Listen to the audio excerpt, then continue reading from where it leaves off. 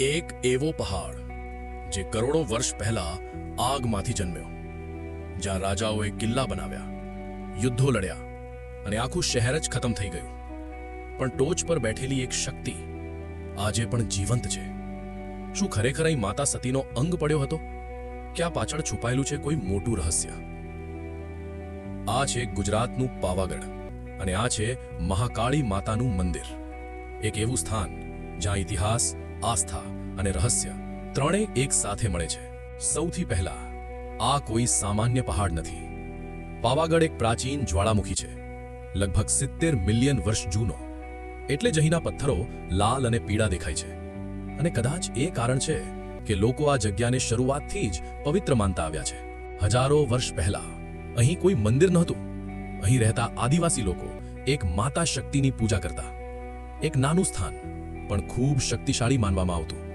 અને એ જ સ્થાન આગળ જઈને મહાકાળી માતા તરીકે ઓળખાયું. સમય બદલાયો, રાજાઓ આવ્યા, ચાવડા અને સોલંકી વંશે આ સ્થળને મહત્વ આપ્યું.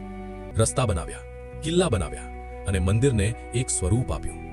પણ યાદ રાખજે, આ મંદિર એક જ વખતમાં નહોતું બન્યું.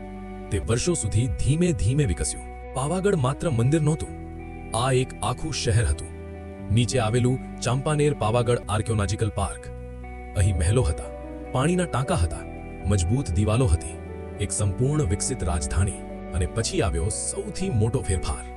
વર્ષ 1484 મહેમૂદ બેગાડાએ પાવાગઢ પર હુમલો કર્યો. લગભગ 20 મહિના સુધી યુદ્ધ ચાલ્યું.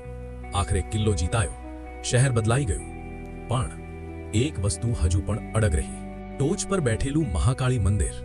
યુદ્ધો આવ્યા, રાજાઓ બદલાયા, પણ આસ્થા ક્યારેય ખતમ ન થઈ.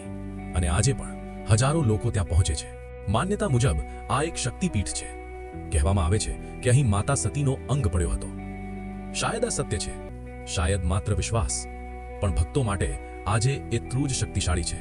લોકો હજારો સીડીઓ ચઢે છે, જય માતાજી બોલતા બોલતા.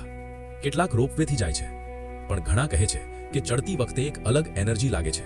કેટલાક લોકો કહે છે કે પાવાગઢ પર આજે કંઈક અજાણ્યું છે, એક શાંતિ, એક એનર્જી જે સમજાવી શકાતી નથી. તો પાવાગઢ માત્ર એક મંદિર નથી, આ એક એવી જગ્યા છે જ્યાં સમય બદલાયો, રાજાઓ બદલાયા, પણ શક્તિ ક્યારેય બદલાઈ નથી. તો શું તું ક્યારે પાવાગઢ ગયો છે? અને જો ગયો હોય